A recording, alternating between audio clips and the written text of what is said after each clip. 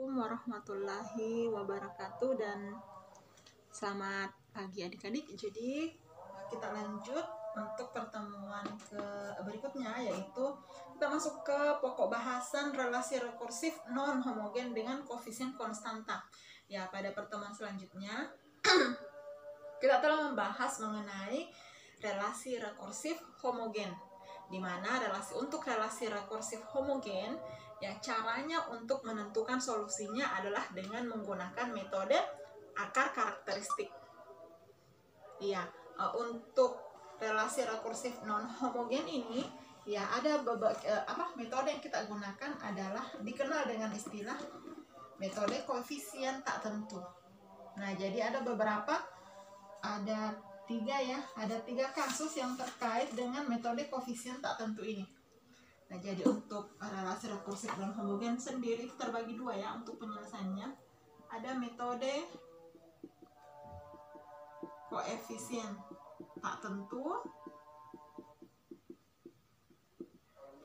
ada dengan fungsi pembangkit.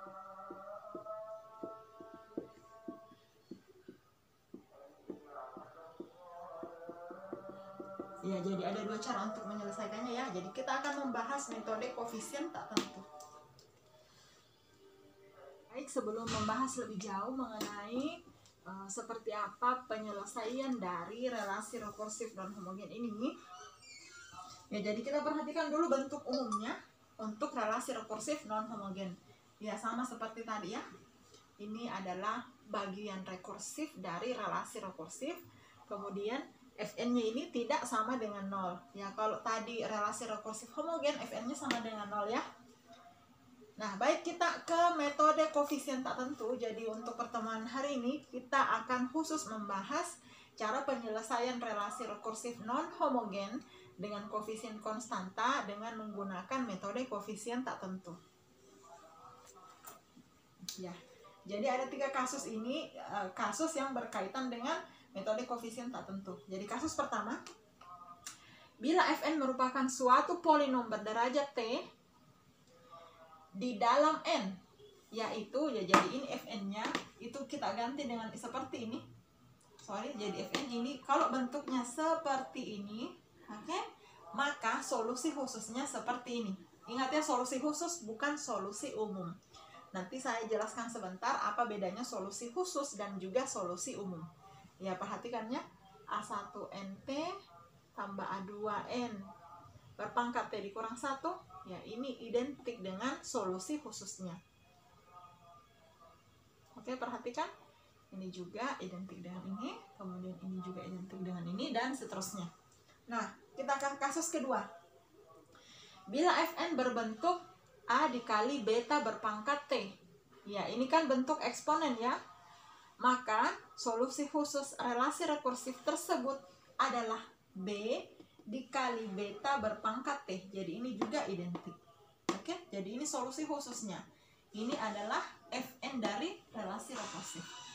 Dengan syarat ya, jadi ada syaratnya, beta itu bukan akar karakteristik relasi rekursif tersebut. Ya, kalau mengenai akar karakteristik sudah dibahas pada pertemuan sebelumnya. Nah, seperti apa contohnya itu akan saya berikan untuk masing-masing kasus. Nah, untuk kasus ketiga, perkalian dari kasus pertama dan juga kasus kedua. Bila Fn berbentuk perkalian antara polinom, ini polinom, dan juga fungsi eksponen, saya bacakannya. Dan juga fungsi eksponen, maka solusi khususnya akan berbentuk perkalian antara kasus 1 dan kasus 2. Iya, saya angkat ke atas untuk kasus 3, saya hapus dulu. Secara lengkapnya ya, untuk kasus ketiga, bila Fn berbentuk perkalian antara polinom dan fungsi eksponen, maka solusi khususnya akan berbentuk perkalian antara kasus 1 dengan kasus 2, yaitu bila Fn berbentuk ya A1N berpangkat T ditambah A2N berpangkat T dikurang 1 dan seterusnya, ditambah ATN ditambah AT ditambah 1 dikali beta berpangkat n, maka bentuk umum solusi khususnya, jadi ingat ya ini solusi khusus, B1 n berpangkat T ditambah B2 n berpangkat T dikurang 1, dan seterusnya BT kali n ditambah BT ditambah 1 dikali beta berpangkat n. Iya, seperti apa contohnya atau seperti apa penerapannya? Jadi kita ke masing-masing contoh untuk setiap kasus. Ya, untuk relasi rekursif non homogen ini cara penyelesaiannya itu, jadi kita bagi terlebih dahulu menjadi 2. Jadi kita anggap dia ya solusi homogen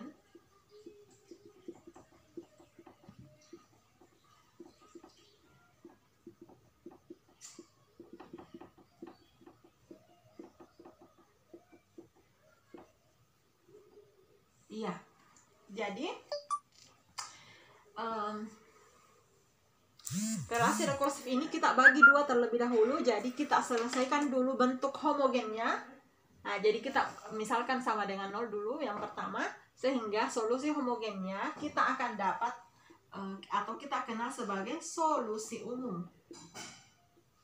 Solusi umum. Nah, setelah sudah saya jelaskannya bahwa untuk menentukan solusi homogen atau solusi umumnya kita menggunakan metode akar karakteristik ya, sudah dibahas pada pertemuan sebelumnya.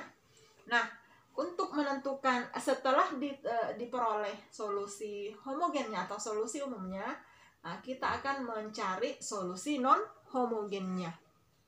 Nah, solusi non homogennya ini dikenal sebagai solusi khusus.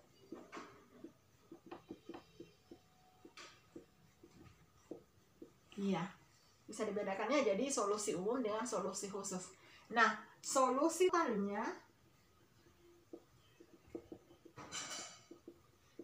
solusi total dari suatu relasi rekursif adalah solusi umum ditambah solusi khusus. Bisa dipahami ya, jadi bukan cuma solusi umum kalau dia relasi rekursif non homogen, tetapi penjumlahan keduanya, solusi umum dan juga solusi khusus. Nah, kita langsung masuk ke contoh. Misalkan ada contoh, tentukan solusi khusus dari relasi rekursif non homogen berikut. Ya, jadi AN ditambah 5, AN dikurang 1 ditambah AN dikurang 2. Sama dengan 3N kuadrat dikurang 2N ditambah 1. Ya, jadi ini yang menyebabkan relasi rekursif ini dikatakan non homogen. Nah, kalau saya tanya apa nama relasi rekursif ini? Ya, ini adalah relasi rekursif non homogen berderajat 2 dengan koefisien konstanta. Nah, kira-kira ada yang aneh tidak dari bentuk relasi rekursif ini? Iya ya, di sini kita tidak diberikan kondisi awalnya. Oke? Nah, kenapa tidak diberikan kondisi awal? Karena yang diminta adalah hanya solusi khusus saja. Oke? Ya, jadi kalau kita diminta mencari solusi khusus, kondisi awal tidak diperlukan. Kecuali kalau diminta solusi umum, ya lebih-lebih kalau solusi total, nah baru diperlukan kondisi awal. Oke ya, jadi kita langsung selesaikan saja. Nanti contoh berikutnya baru yang diminta adalah solusi totalnya. Jadi kita coba selesaikan saja. Nah, sekarang perhatian kita ke sini. Ya, perhatian kita ke sini. Jadi anggaplah kita sudah menemukan solusi umumnya. Oke, solusi homogennya. Karena kita sudah menyelesaikan solusi homogennya, kita ke bentuk non homogennya. Nah, kita perhatikan bentuknya ini. Nah, tadi ada 3 kasus ya. Nah, ini bentuknya masuk ke kasus berapa? Kasus 1, 2, atau 3? Nah, kalau kita lihat ini adalah bentuk polinom. Berarti dia masuk ke kasus pertama. Sehingga kita misalkan solusi khususnya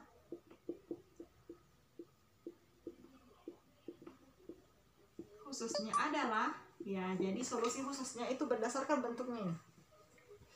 Berarti B1 N berpangkat 2 ditambah B2N ditambah B3. Ya, jadi karena ini adalah polinom berderajat 2, ya, sehingga solusi khususnya juga adalah polinom berderajat 2. Nah, sudah. Diapakan lagi kalau sudah seperti ini, kita sudah misalkan. Nah, ini ingat ya bahwa solusi persamaan atau solusi dari relasi rekursif adalah AN sama dengan C1 ya. C1 apa di sini? X berpangkat N. X1 ditambah C2 X2 berpangkat N. Nah, gini kan solusi dari relasi rekursif. Nah, perhatikan bahwa solusinya itu adalah tidak lain AN. Sehingga ini kita anggap dia sebagai AN. Oke? Nah, ini kita substitusi masuk ke sini. Saya hapus dulu. Nah, jadi ini substitusi masuk ke sini, kita peroleh. Saya skip videonya ya. Saya telah substitusi masuk solusi khususnya ke dalam sini. Ingat ya bahwa solusi, jika dikatakan solusi berarti dia memenuhi persamaan. Sehingga solusi ini bisa saya substitusi masuk ke persamaannya. Oke? Nah, saya dapat seperti ini. AN itu saya ganti dengan ini langsung. Ini AN-nya. Kemudian ditambah 5 AN dikurang 1. Ditambah 5. Ini adalah AN dikurang 1, berarti N yang ada di sini, oke, kita ganti dengan N dikurang 1. Nah, kemudian ditambah 6, AN dikurang 2. Ya, seperti ini, N di sini diganti dengan N dikurang 2. Seterusnya, sama dengan 3N kuadrat dikurang 2N ditambah 1. Nah, sudah. Sekarang kita akan, apa lagi namanya? Kita akan tulis lengkap, kemudian dikumpulkan yang sejenis. Oke, saya skip videonya ya. Saya tulis panjangnya. Berarti, ini saya urai dulu, N dikurang 1 pangkat 2, saya dapat seperti ini. Oke, saya tulis kembali 5B1. Kemudian lanjut, ini juga saya urai jadinya seperti ini. Sama dengan 3N kuadrat dikurang 2N ditambah 1. Saya ke atas ya, lanjut ya. Jadi ini saya kalikan masuk ke sini. Nah, ini tetap ya. Kemudian 5 beta 1N kuadrat dikurang 10 beta 1N ditambah 5 beta 1 ditambah 5 beta 2 N dikurang 5 beta 2 ditambah 5 beta 3. Selanjutnya 6 beta 1N kuadrat dikurang 24 beta 1N ditambah 24 beta 1 ditambah, jadi ini masih miliknya 6 ya, 6 beta 2N dikurang 6 kali 2, 12 beta 2 ditambah 6 beta 3 sama dengan 3N kuadrat dikurang 2N ditambah 1. Nah, sekarang kita kumpulkan yang sejenis ya. Ini yang N-nya berderajat 2. Berarti yang N-nya berderajat 2 ini 1, 2, 3. Ya, tidak ada yang lain. Berarti beta 1N kuadrat. Kita tulis di sini ya.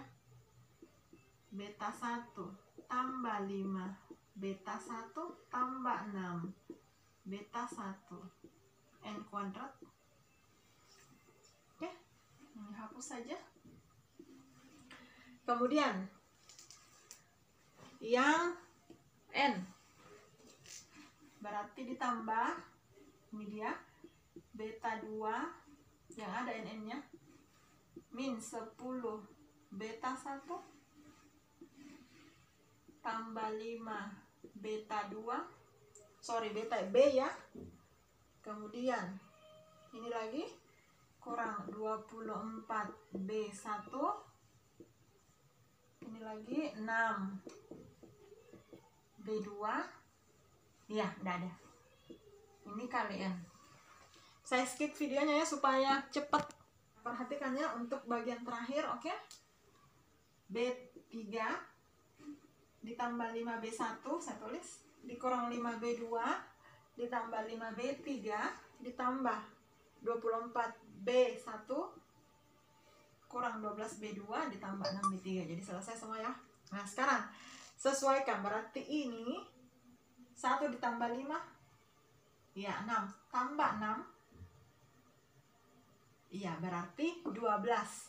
12 itu sama dengan 3. Kalau di sini cocok. Ini saya hapus ya.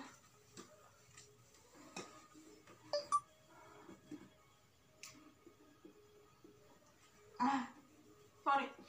Jadi di sini 12B1 itu sama dengan 3.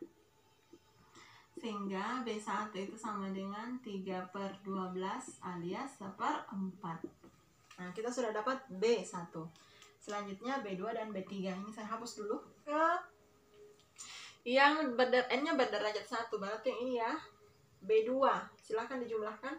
B2 ditambah 5B2 berarti 6B2. Ditambah 6B2 berarti 12B2. Kemudian B1-nya lagi, min 10B1. Min 24B2 berarti kurang 34B1. Itu sama dengan 2 ya. Bisa dipahami ya? Nah, ini sama dengan min 2. Sorry, di sini min 2. Min 2. Nah, sekarang ganti B1-nya dengan 1/4. Berarti diperoleh 12B2 kurang 34 1/4 sama dengan min 2. Ya, paham saja ya. Jadi lanjutkan saja, berarti 12B2 itu sama dengan min 2. Ini pindah berarti ditambah 34/4. Di sini diperoleh B2 itu sama dengan ini min 8 ditambah 34/4. Oke. Ini dibagi 12. Berarti di sini kali 1/12 ya. Ya, kalau di sini diperoleh 13/24. 13/24. Nah, selanjutnya untuk B3 kita ambil yang sebelah sini. Kita sudah dapat B1-nya dan dapat juga B2-nya. Ya, nah, tinggal B3-nya. Silahkan dijumlahkan ya. Kita dapat di sini 29B1 dikurang 17B2 tambah 12B3 itu sama dengan 1. Iya. Di substitusi masuk B1-nya 1/4, B2-nya 13/24. Di sini diperoleh 71. B3 itu 71/288. Saya ke atas, saya hapus dulu ya. Diperoleh solusi khususnya. Solusi khususnya adalah AN. Kembalikan tadi ke pemisalan. Tadi kan B1 N kuadrat ditambah B2 N ditambah B3 ya. Nah, sekarang kita ganti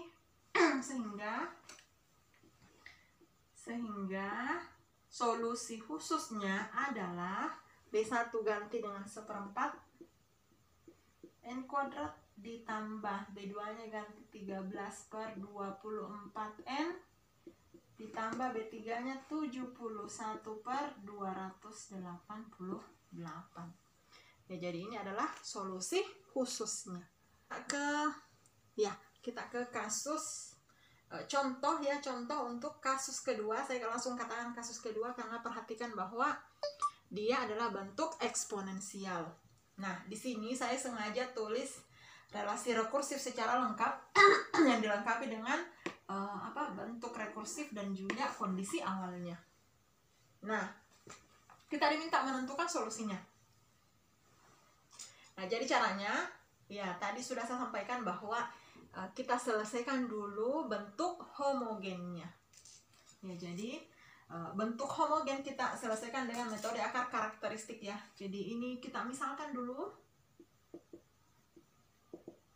Ya, misalkan dulu AN itu sama dengan X berpangkat N.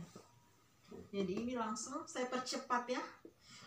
Ini langsung X berpangkat N ditambah 5 X berpangkat N dikurang 1 ditambah 6 XN berpangkat X berpangkat N dikurang 2 sama dengan 0.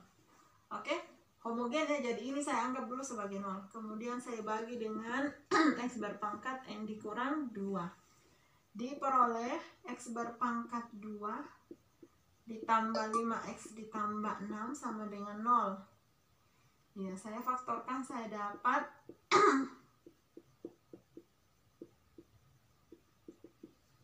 ya X tambah 2 ditambah dikali X ditambah 3. Berarti AN dalam hal ini adalah solusi umum. Saya tulis dulu ya, solusi umum. Oh sorry, belum solusi umum.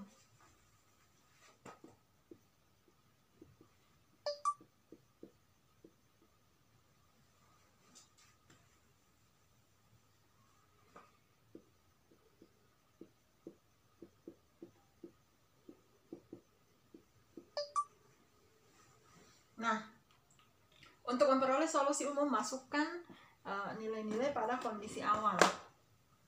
Untuk A0 berarti C1 0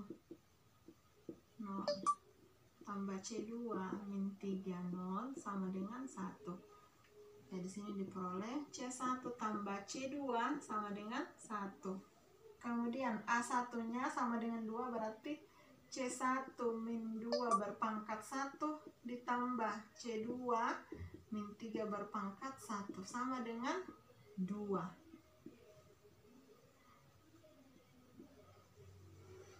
Nah, di sini min 2 C1 dikurang 3 C2 sama dengan 2. Jadi ini di eliminasi dan substitusi. Oke, jadi ini saya kali dengan min 2, ini saya kali dengan 1. Min 2. Saya ke sana saja ya. Berarti di sini min 2 C1 dikurang 2 C2 sama dengan min 2. Kemudian min 2 C1 dikurang 3 C2 sama dengan 2. Ini saya kurangkan. Oke. Habis berarti min 2 C2 ditambah 3 C2 berarti C2 sisa 1 sama dengan min 2 dikurang 2 berarti min 4. Berarti kita dapat C2 sama dengan min 4. Ya, C2 sama dengan min 4 berarti C1-nya sama dengan 5. Ya, karena C1 ditambah C2 sama dengan 1. Berarti C1-nya harus sama dengan 5.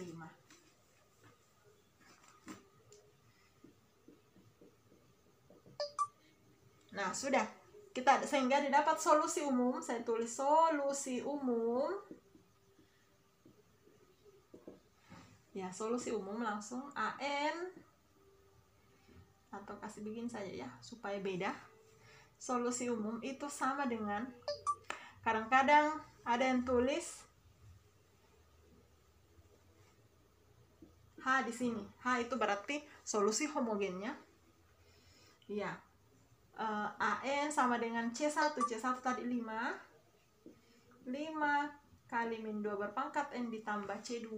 C2 tadi min 4 dikurang 4 min 3 berpangkat N. Ya, jadi ini adalah solusi umumnya. Nah, sekarang kita ke solusi khususnya. Saya hapus sebelah sana. Kita ke solusi khususnya atau solusi non homogennya. Nah, perhatikan ya. solusi akar karakteristiknya. Ini kan tadi untuk kasus kedua dikatakan pemisalannya berlaku dengan syarat beta bukan akar karakteristik relasi rekursif tersebut. Yang mana akar karakteristik di sini yaitu min 2 dengan min 3. Nah, perhatikan beta di sini adalah 4 ya. 4 itu bukan akar karakteristik karena akar karakteristiknya min 2 dengan min 3. Sehingga kita bisa misalkan ya, misalkan solusi khususnya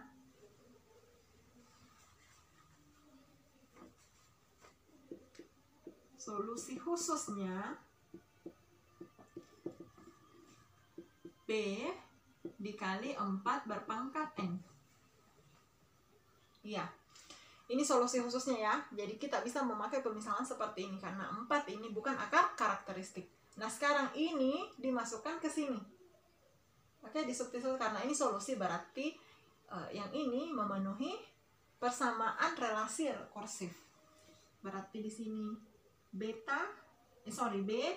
kali 4 berpangkat N ditambah 5 kali B berpangkat 4 berpangkat, ini ganti N-nya dikurang 1 ditambah 6 kali B kali 4 berpangkat N kurang 2 sama dengan 42 kali 4 berpangkat N. Nah, sekarang ini saya mau sederhanakan bentuknya. Jadi berarti B dikali 4 berpangkat N ditambah 5 per 4 boleh ya karena di sini min 1 B 4 berpangkat N. Bisa dipahami ya karena di sini kan pasti 4 berpangkat N per 4 karena di sini minus 1 pangkatnya berarti dia dibagi dengan 4 ya, sehingga ini langsung saya pindahkan ke bawah ditambah. Nah, sekarang ada 4 berpangkat N dikurang 2 ada kalau diurai ini 4 berpangkat min 2. Min 2 berarti min 16 ya. Karena 4 pangkat min 2. 4 berpangkat min 2 itu sama dengan 1/16. Berarti di sini 6/16 kali B dikali 4 berpangkat N sama dengan 42 kali 4 berpangkat N. Nah, sekarang dijumlahkan B-nya silahkan. Berarti ini saya bagi 4 enggak bisa. Ya, saya bagi 2 boleh. Berarti B ini enggak bisa dibagi. Ya, jadi ditulis seperti panjang saja.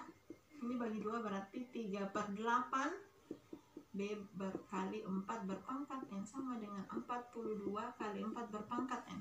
Nah, sekarang samakan penyebutnya. Ambil penyebut 8, kemudian B kali 4 berpangkat N saya keluarkan. Berarti di sini 8 ditambah 10 ditambah 3 per 8 dikali B kali 4 berpangkat N. Bisa diikuti ya. Ini ada 1 di sini. Tapi saya mau jadikan penyebut 8. Berarti 8. Kemudian ini kali 2 supaya ini 8. Berarti 10. Ini tetap. Kali B dikali 4 berpangkat N. Ini sama dengan 42 4 berpangkat N. Nah, ini berapa hasilnya? 13 berarti 21/8 kali B 21/8B ya sama dengan 42. Saya sesuaikan ya. Jadi 42 itu sama dengan ini 21/8. Nah, sehingga diperoleh B itu sama dengan 42/21 dikali 8. Ya, saya balik saja. Ya, berarti ini 16 ya. Nah, jadi B-nya sama dengan 16. Sehingga solusi khusus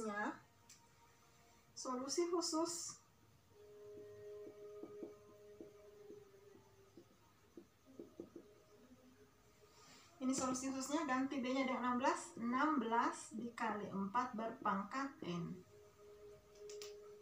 Saya pindah ke sini, jadi solusi khusus. Nah, kalau ditulis secara istilah ya, jadi kita mengikuti kaidah penulisan, AN itu P di sini.